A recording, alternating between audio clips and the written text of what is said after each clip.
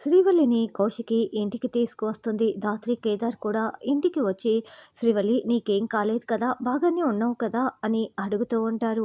శ్రీవల్లి చాలా చాలా ఏడుస్తూ నాన్నని చూడకుండానే కలుసుకోకుండానే ఎక్కడ చచ్చిపోతాను అని చాలా భయమేసింది వదిన అని ఏడుస్తూ ఉంటే, ఏడవకమ్మ శ్రీవల్లి, త్వరలోనే మీ నాన్నని కలుసుకునేలా ఆ దేవుడు తప్పకుండా చేస్తాడు అని చిలకమ్మ చెప్తుంది. చేయాల్సింది ఆ దేవుడు కాదు చిలకమ్మ అని ధాత్రి వైజయంతి వైపు చూస్తూ ఉంటుంది. ధాత్రి మాత్రమే కాకుండా కేదార్, కౌశికి, సుధాకర్ అందరూ కూడా వైజయంతి వైపు చూస్తూ ఉంటారు. అందరూ నన్నే చూస్తున్నారు, ఈ కథ అంతా నా గొంతు మీదకే వచ్చేలా ఉంది అని వైజయంతి టెన్షన్ పడుతూ ఉంటుంది. యువరాజ్ అయితే చాలా కోపంగా కేదార్ని కొట్టడానికి వచ్చినట్లు మీది మీదికి వస్తూ, ఇక్కడ మా అమ్మ ఎవరికి ఏమీ కూడా సమాధానం చెప్పనవసరం లేదు. ఈ ఇంటి కొడుకుగా, ఈ ఇంటి వారసుడిగా నేను చెప్తున్నాను.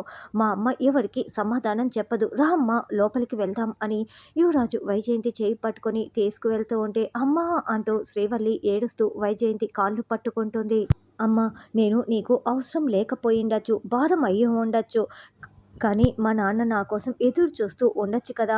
దయచేసి మా నాన్న ఎవరో నాకు చెప్పమ్మా, నేను మా నాన్నని చూడాలమ్మా అని శ్రీవల్లి ఏడుస్తూ వైజయంతి కాళ్ళు పట్టుకొని బతిమలాడుతూ ఉంటుంది.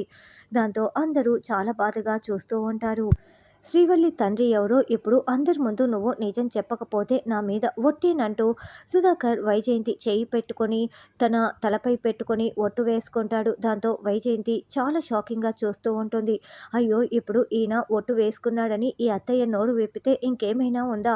ఒకరికి ఇద్దరు ఈ ఇంటి వారసులైపోతారు, ఆస్తి మొత్తం పోతుంది అని యువరాజ్, నిషి చాలా షాకింగ్గా టెన్షన్ పడుతూ చూస్తూ ఉంటారు.